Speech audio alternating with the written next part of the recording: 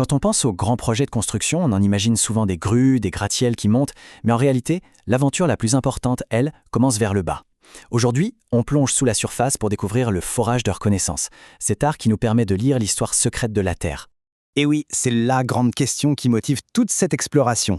Chaque parcelle de terrain a une histoire, une composition, des forces et des faiblesses qui sont complètement invisibles à l'œil nu.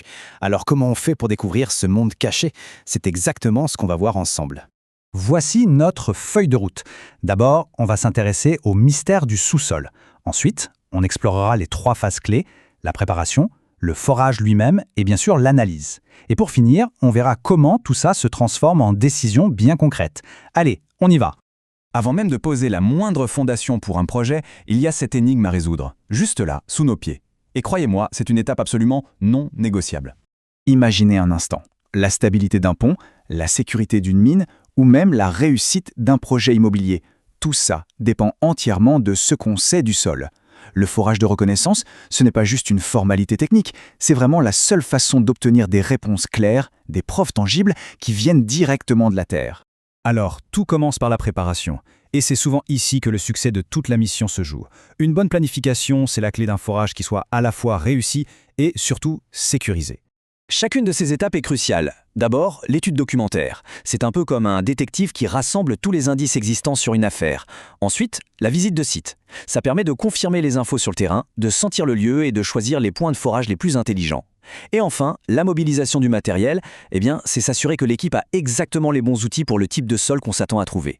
Donc on est bien d'accord, ce n'est pas juste de la paperasse, c'est le socle de toute l'investigation. C'est ce qui fait qu'on passe d'une opération potentiellement risquée à une procédure scientifique, contrôlée et précise. Bon, la préparation est terminée. Maintenant, on passe à l'action. C'est le moment où l'on va littéralement dans le vif du sujet pour aller chercher la preuve physique, directement à la source. Il faut vraiment s'imaginer une sorte de procédure chirurgicale sur la planète. La foreuse n'est pas là pour faire un trou hasard. Non, elle est conçue pour extraire un échantillon le plus intact possible. C'est un travail de très haute précision qui demande un vrai savoir-faire. Le terme technique pour ça, c'est le carottage. Et l'objectif, c'est d'obtenir ce qu'on appelle une carotte, ce fameux cylindre de roche et de sol. C'est l'objet de toutes les attentions, la pièce à conviction que tout le monde attend avec impatience. Cette phrase résume tout.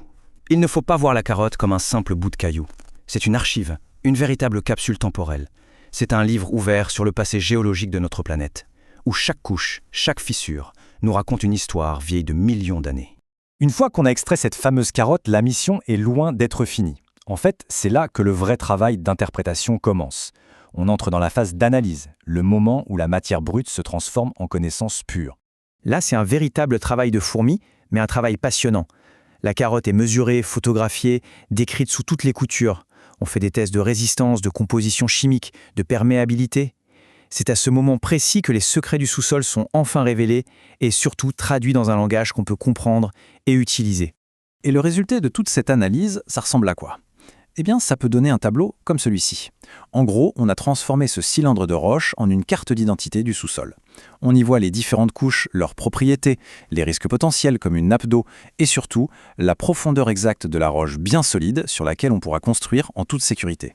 Et pourquoi est-ce qu'on insiste autant sur cette analyse ? Accrochez-vous bien, ce chiffre parle de lui-même. 95%.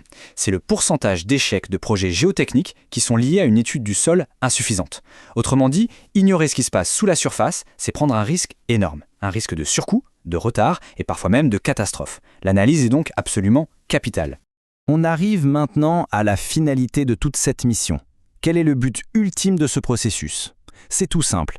C'est de passer du doute à la certitude, de transformer l'incertitude en une connaissance solide et exploitable. Regardez cette comparaison, elle est très parlante. Avant, on est dans le flou total. On se pose une multitude de questions pleines d'inquiétude. Et après, c'est la clarté. On a des réponses, des faits, des chiffres. Le forage de reconnaissance, en fait, ça remplace les suppositions par des certitudes, ce qui permet aux ingénieurs et aux décideurs de travailler enfin sur des bases saines et fiables. Au final, le véritable gain, il est là.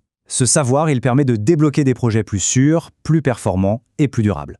Que ce soit pour construire nos villes, pour exploiter des ressources ou pour protéger notre environnement, tout repose sur une compréhension fine et profonde de ce qui se trouve sous nos pieds. C'est littéralement la fondation de notre progrès. Toute cette exploration nous donne un pouvoir assez immense, celui de lire le passé de notre planète pour mieux construire son avenir. Alors la question, ce n'est plus seulement de savoir ce qu'il y a sous la surface, mais plutôt de décider, avec cette connaissance en main, ce qu'on va choisir de bâtir dessus. Et ça, c'est une responsabilité absolument fascinante. Merci de nous avoir suivis.